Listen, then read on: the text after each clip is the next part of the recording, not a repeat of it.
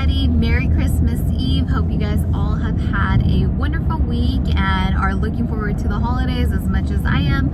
I wanted to touch base on a few things today, but first and foremost, I wanted to bring your guys' attention to the last video that I posted that was titled, "Is Turo Insurance a Scam?" That video has gotten some of the best feedback that I've ever seen, and especially on a topic that is such a gray area that so many people have questions about. So I highly recommend, if you've had questions about insurance or were wondering about certain aspects about it, that you go read through the comments section on that video, because we had some really awesome people contribute to that comment section with their knowledge and their experience, and it was absolutely so insightful. So thank you to everyone who contributed to the comment section under that video. It did a lot for me. I definitely learned a lot about the insurance that I didn't know from all the years of doing this, and it's some of the best feedback that I've ever seen. So definitely take a minute and go read through that. But for today's video, I just want to do some holiday housekeeping, because this time of year things can be hectic with renters, primarily because people are busy. They have, different schedules going on, they're traveling, they're seeing family, and so everybody's schedules seem to be a little bit all over the place. And when that happens, you do run into a few issues, and you want to make sure that as a host, you're following the proper steps and procedures to make sure that you're always covered and protected through insurance. So for example, the last couple of days, I've been experiencing a lot of late returns.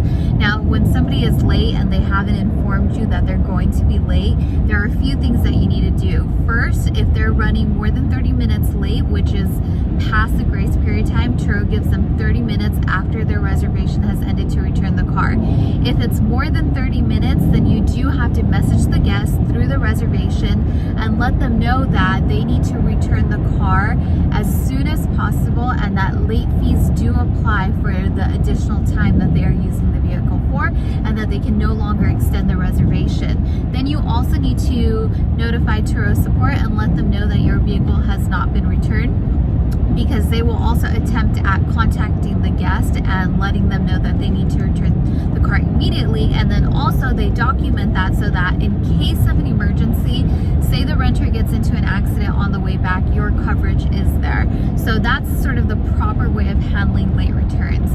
Then another one is when people want to extend their reservation, but the reservation period has already ended. So say their reservation ended and they wanted to keep the car longer, so they go and they book a new reservation. What you have to make sure that you do in that scenario is called bridging the reservation. So you want to bridge the gap between the two reservations and turn them into one.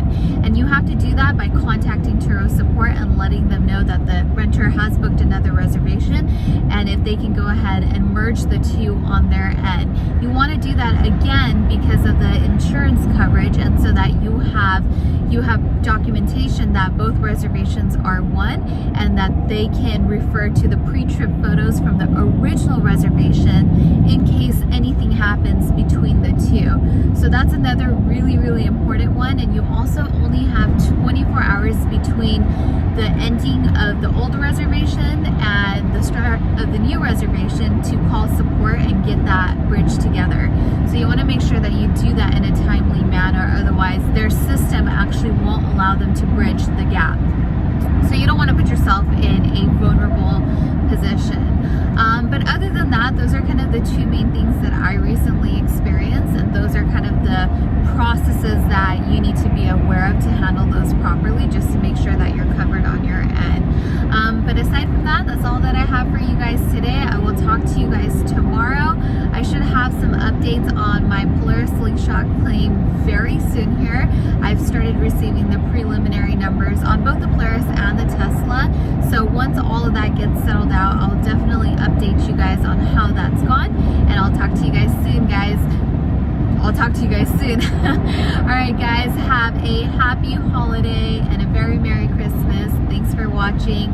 Leave me your questions and comments as always. Thanks, guys. Bye.